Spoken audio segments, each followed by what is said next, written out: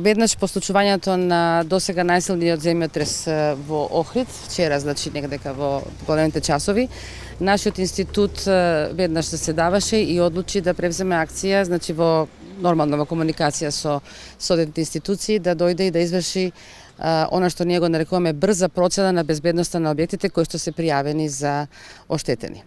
Значи тоа се случи уште во вечерните часови вчера. Бевме пречекани од представниците на општината, од градоначалникот, имавме краток координативен состанок, кратки изјави потоа и веднаш отидовме уште веднаш по наша препорака на детските градинки кои што ги оценивме за најитни да се видат, заради тоа што нормално се сместуваат секој ден деца. Попат, значи покрај детските градинки ги видовме и некои стамбени објекти кои што беа пријавени. Значи генерално, иако се уште, значи визуелниот преглед тече, значи ние денеска остануваме тука 3 екипи од институтот, иако треба ќе ги засилиме.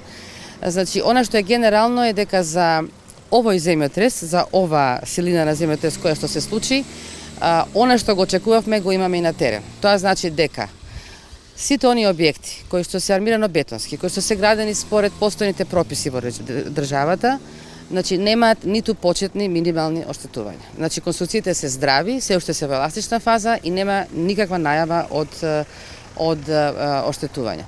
Тоа значи дека и при случување евентуално и повторување на исти таков земјотрес, дури може би и посилен, не дај Боже, нели? Значи тие објекти секако ќе останат со евентуално минимални почетни оштетувања и не може да загрозат човечки животни. Повторувам, воколку се градени, значи проектирани и градени целосно според постојната регулатива во државата.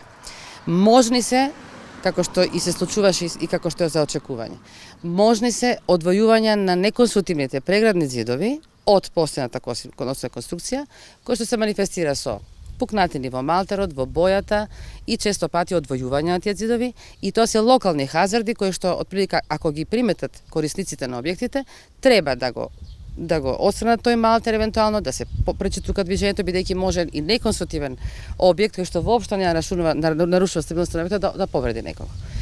Станува збор сега друг еден момент, бидејќи Охрид е познат по постарите објекти кои што се од масивна зидарија, и такви поминавме неколку вчера.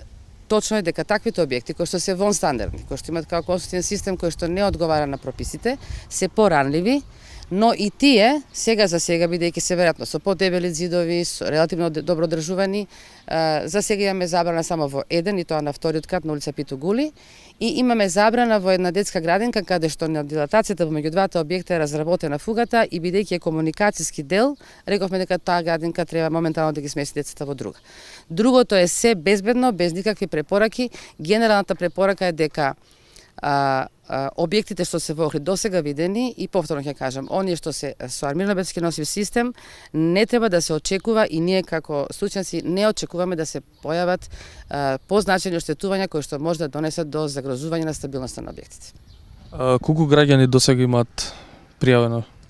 Вака, тоа треба да кажам, значи уште вчера вечерта, а и сега, значи ние сме во постојана координација со општината, со регионалниот центар за управување на кризи, со дирекцијата за заштита и спасување, со битната помош и така натаму.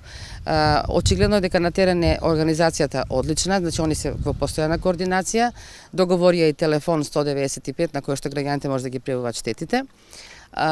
Значи вчера имаше пријавено до вчера имаше околу 120, меѓутоа општинските комисии веќе беа организирани, веќе беа на терен и веќе се прегледани повеќе од половината.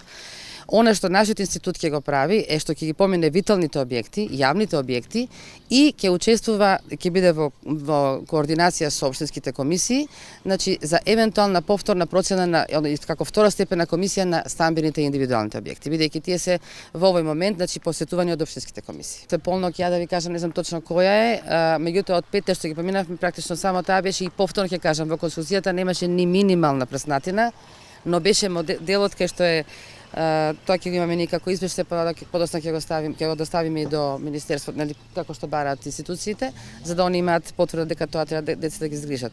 Значи тоа нема, повторно кажам, оштетување во конструкцијата, меѓутоа има исклобучен малтер, поголеми парчиња на дилатационата фуга која што е преработена, и може при трчање на децата во ходник тоа да падне некој. Затоа рековме тоа да се сочека ден-два додека се смирува и потоа да се санира и повторно ќе биде отворена градинка. Значи тоа е само привремена многу кратко.